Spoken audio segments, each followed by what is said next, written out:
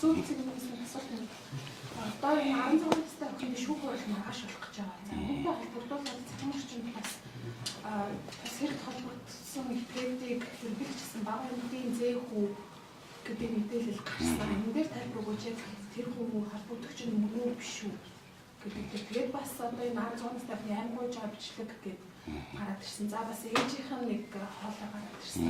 Тухайн үед биччихсэн гэдэг. Энэ нь яг бодтой бичлэгүүд мөн үү биш үү гэдэг тайлбарласан. За өнөөдрийн хурал маань энэ хардам консурал бодистой холбоотой мэдээлэлөөр та бүхэн бэлтгэсэн. За нийгэмд олонний анхаарал татсан 2024 оны 6 дугаар сарын 20-оос 21 шилжих шөнө Хаанул дүүргийн 2 дугаар оронд насан туршаагүй эмэгтэй ишээ амь насыг хоросон гэмтэрэг эмнэлтэй гэмтэрэг гарсан, харамсалтай гэмтэрэг гарсан. Энэ дээр бол цагдаагийн байгууллага холбогдох шалгалтын ажиллагаа хийгээд одоо шүүхийн шатанд хилцэгдээд явж байгаа нөхцөл байдал.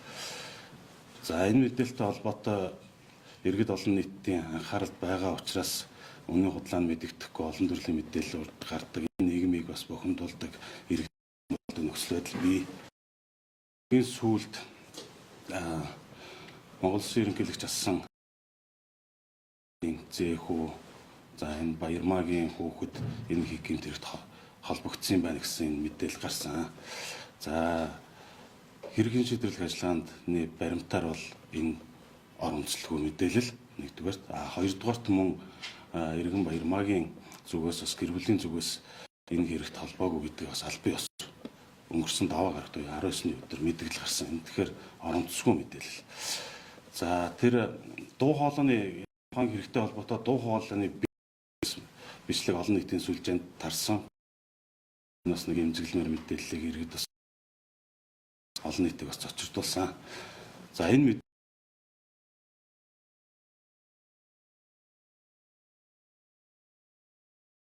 бол өнгөрсөн оны 8 дугаар сард Сонгой хайрхан дүүргийн найрамдал цуслан орчинд байх амралтын газар танилцсан эрэгтэй нь тухайн эмэгтэйг согтуурсан үедээ хүчнэтхийг завдсан энэ гэмтэргийн бас гаргацсныг бичлэгийг бас гэмтэрэгт нотлохоронтоор авах хэсэг маргааш тэр шүүх хурал дээр бас шийдэгдэх байх. Энэ талаар бол мэдээлэл надад алгаван. Гэхдээ энийг бас бодтой хэсгийг энэ шүүхийн шатанд хэлсэн хэрвээ энэ бичлэг хийгдсэн бол мэргэжлийн байгууллага шинжээч томилж бичлэг үү, эвлүүлэг үү, янз бүрийн бодит мэдээлэл гэдэг шалгаж шийдвэрлэх баха.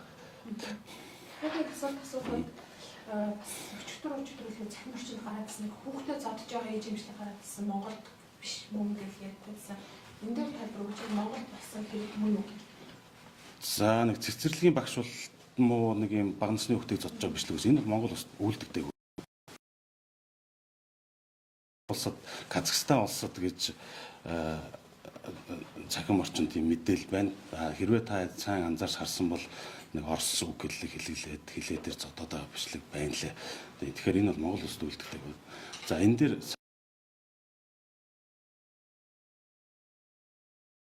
болгоод бас мэдээллийн бод байдлыг иргэдж бас мөн адил нөгөө нэгтэл шалгаж бас мэдээллийг оруулж авахгүй энэ худал мэдээлэл түүх бас юм хандлага байна.